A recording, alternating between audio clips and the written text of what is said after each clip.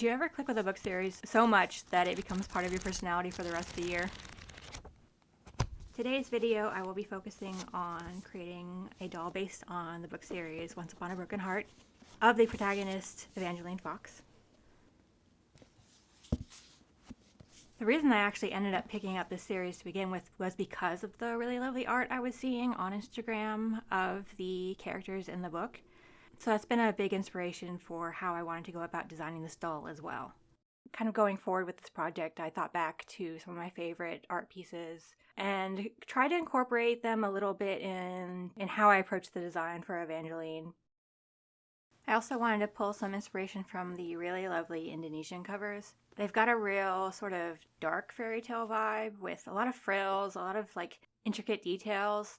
Kind of a different vibe than what I've seen in a lot of fan art, which is a little bit more, say, princess fairy tale-ish. So I wanted to kind of blend the two together in my final design for Evangeline's outfit. And I also started to think about what fabrics I had available to me and what I thought would both work together color-wise and how that would change kind of the design of the overall look. I also went back and forth on how I wanted to approach her shoes, whether I wanted to give her kind of the wrapped ribbon look or whether to give her some lace instead, which you will see later on the video. I kind of played around with and came to a different conclusion than is in the sketch.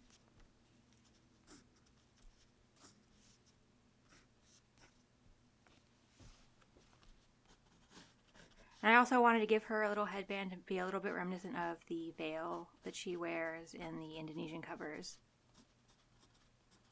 with some flower details to add a little extra cuteness to her overall look.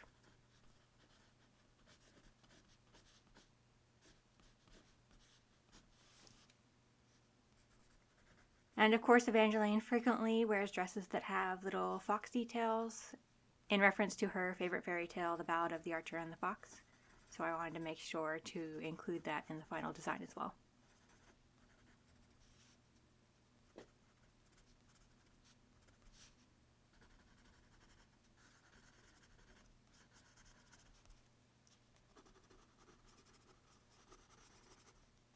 And with all that said, I hope you enjoy following along on the process of me designing this doll. I'm using Draculaura as a base for this doll, and you can see I've already rerouted her hair. Evangeline's hair is described as rose gold in the books, and I kind of went back and forth whether I should use this more metallic color or to use yarn that might be more kind of within that aesthetic. But in the end, I decided this was just a great opportunity to use a color that I already had, and I can always use the yarn for a different project.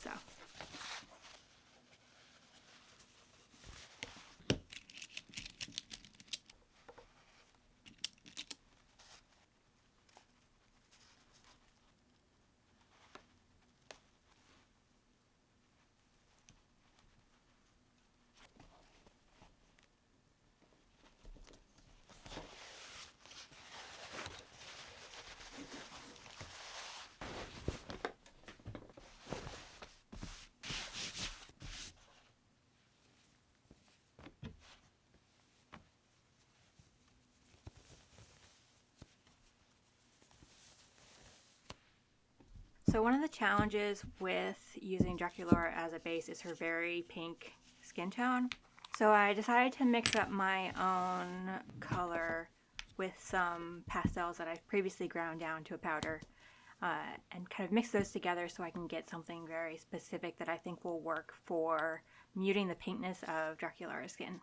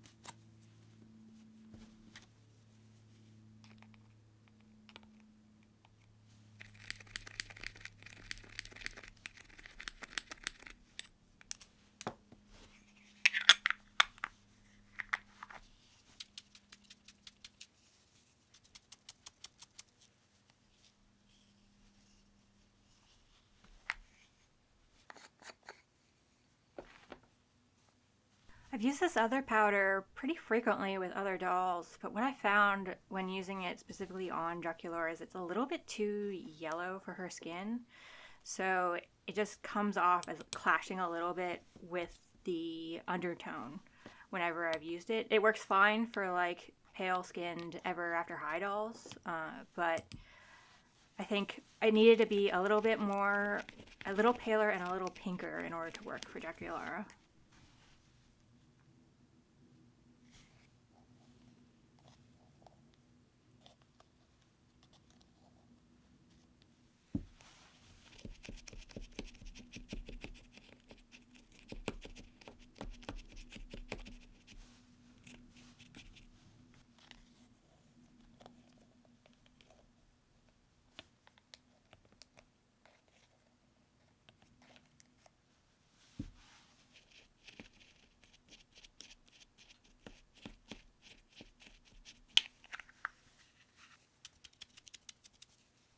There's really not a stark difference on camera, but you will see kind of how it works with the actual Dracula doll. So something that also makes kind of changing the color of a doll difficult is that with each new layer of sealant, it actually darkens the color that you've gotten underneath, which is usually where that problem kind of arises with the other powder that I've used, is like as it gets darker, that contrast becomes more extreme. So my goal with this was to have it kind of mellow out the pinkness with each passing layer of sealant. You will see after this is done how it ended up working out.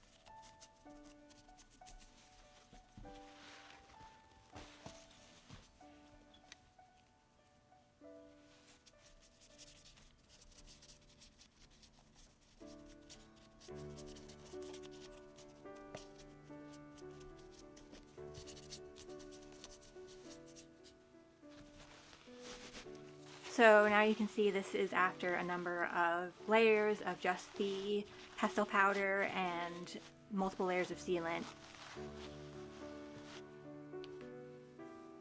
This is a spare body, but the colors of the body are the same as the original doll that I'm using for the base. You can see a comparison here of how it has shifted from that pink to a little bit more pale skin tone color.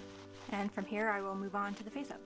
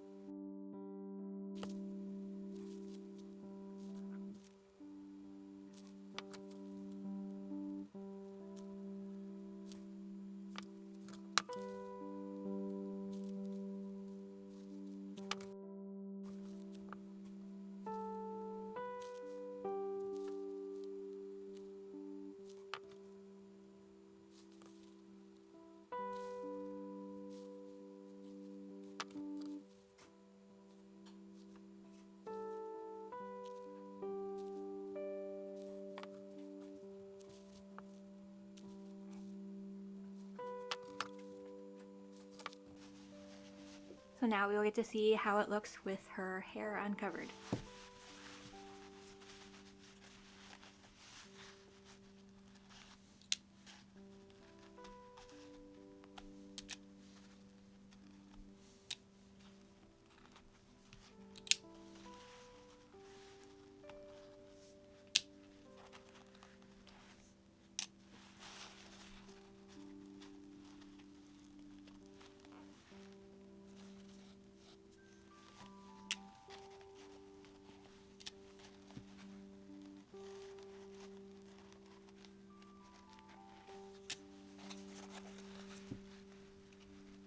It did turn out that the cover was a little bit unaligned with her hairline. So you can see where there's a little bit of a off tone right there at the very top of her forehead. What I ended up doing off camera was adding another line of hair, and it actually worked pretty well. I don't think it's not very noticeable, and I think it actually ended up working out really well for Evangeline's overall look. Forgive me as I use whatever random household item I think will help me pose the doll how I need to in order to properly curl her hair.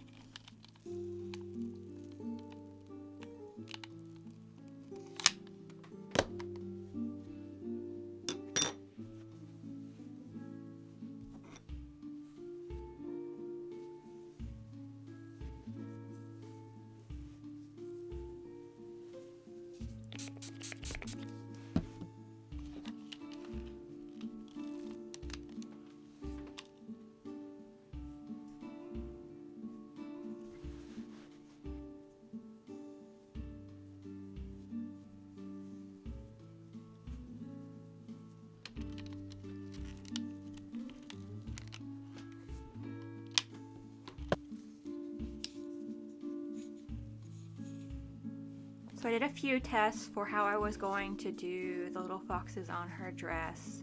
In the end, even though it is very light, when I used white for the foxes, I liked the effect. I liked that it was a little subtle, and depending on the light, you could see it.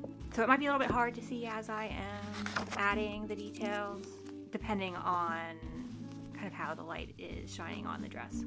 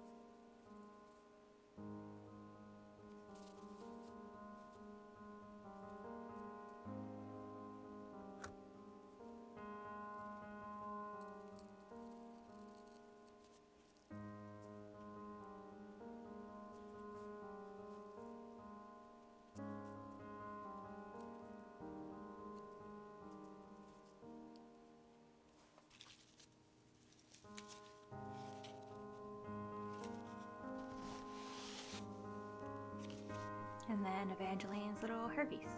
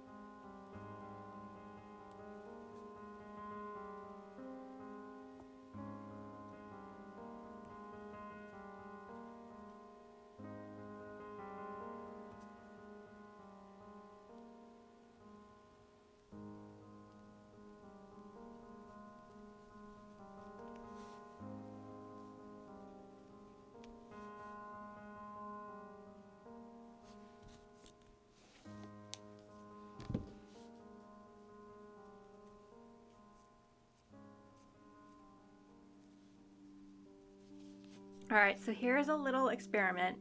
Originally I had planned on making Evangeline some socks, but they actually don't fit very well. There's just not much room in the Monster High shoes for socks in between the foot and the shoe. So I kind of went back to the drawing board and thought about how I could make her little lace-up ribbons. So for this experiment I used resin to overlay on top of some painted ribbon. And as far as experiments go, it worked out all right. I don't think it would be that different than using like Mod Podge on it. I think Mod Podge might be a little bit thicker. My hope was that after I cured this, that it would be kind of stiff and like kind of in the way that a lot of Monster High shoes lace around the leg.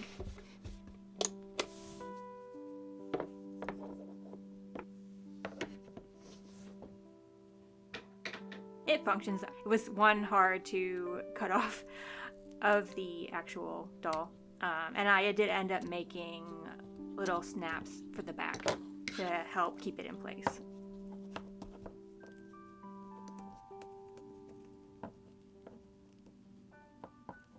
And now we can assemble everything together.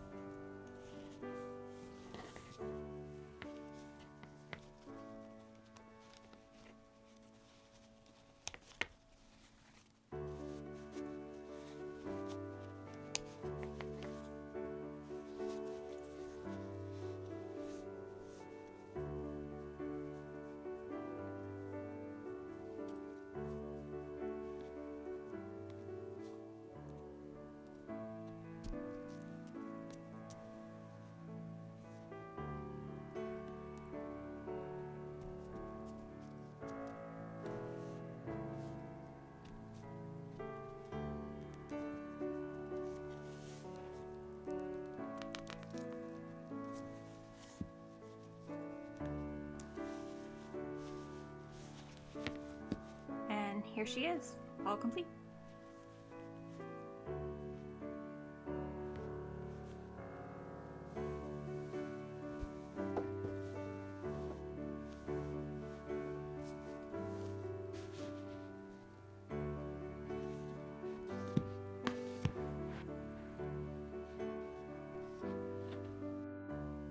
I hope you have enjoyed this video, regardless of whether or not you've read the series. I would love to make a Jax doll to go with her, so hopefully I can do that sometime in the future.